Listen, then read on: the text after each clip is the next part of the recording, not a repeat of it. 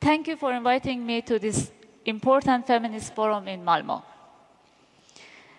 I'm fortunate to have experienced two major different movements in two completely different contexts, once in Iran and once in Sweden. I wish to express my personal experience and observations about mobilization beyond projectization.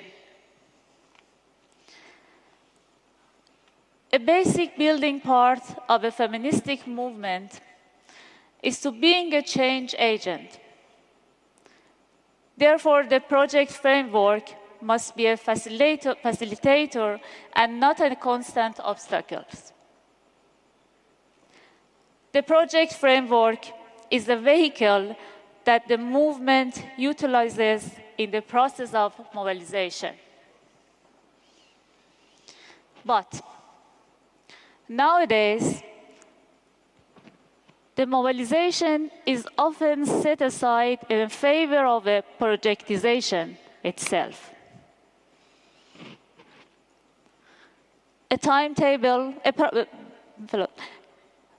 a project has a distinctive framework such as a timetable, a budget, a specialized resources, and of course, a specific aim. The project framework does not always fit a feministic movement.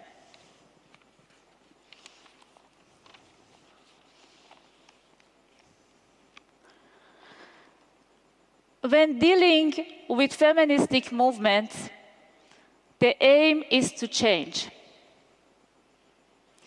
A movement is dependent of its ideals, the human resources, the context, and of course, the power it is defying. But even more important, it is ability to be dynamic within the movement as it moves forward. When a movement is force-fit into a project suit, it often becomes depoliticized, institutionalized, and professionalized.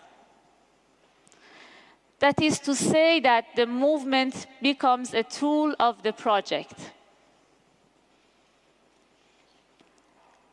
A way to overcome these obstacles is to deconstruct the project framework through feminist intervention methods.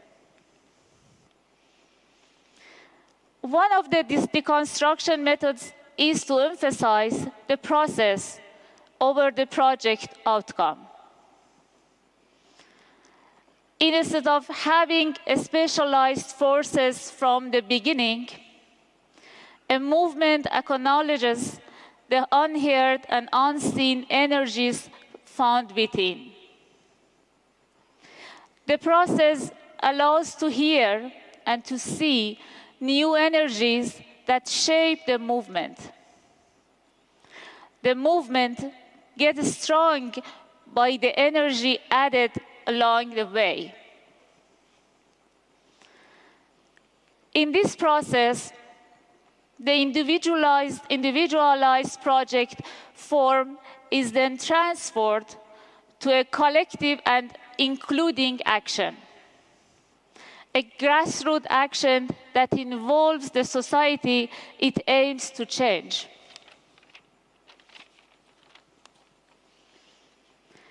A clear example is a project of a 1 million signature campaign against discriminatory law in Iran. The project's aim was to collect 1 million signatures by the time-consuming face-to-face method. In the process of collecting the signature, a high goal was achieved. The project transferred to a movement and mobilized the masses Even though the project result of the collecting 1 million signature wasn't fulfilled, the mobilization of the mass was the huge social process.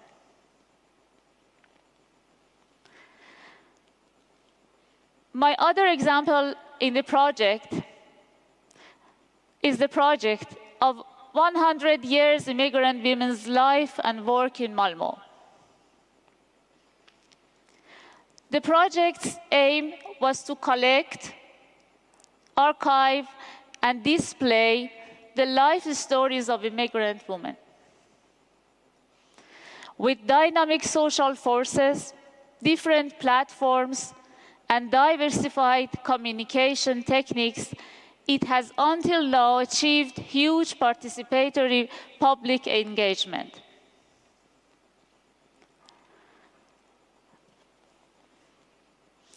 The collaboration, contribution, and the collective efforts among the women networks and the institution are priceless.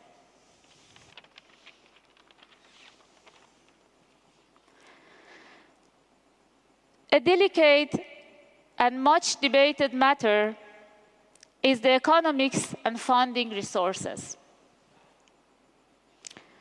It is both a blessing and curse.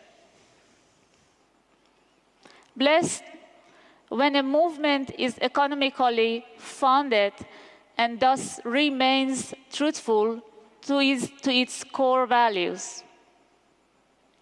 A curse when the economic sources dictates the values of the movement or halts the movement. In its ideal format, a movement can be so strong that it can be economically independent. Until then, awareness is essential so that the movement does not become a tool for the project. To conclude my speech, I would like once again emphasize my strong beliefs in social grassroots feminist movement as an anti-racist and anti-extremist force, not in the form of the project, but in the form of the movement. Feminist encounters for global changes, collective action, and mobilization behind projectization is vital. I hope we can make it. Thank you.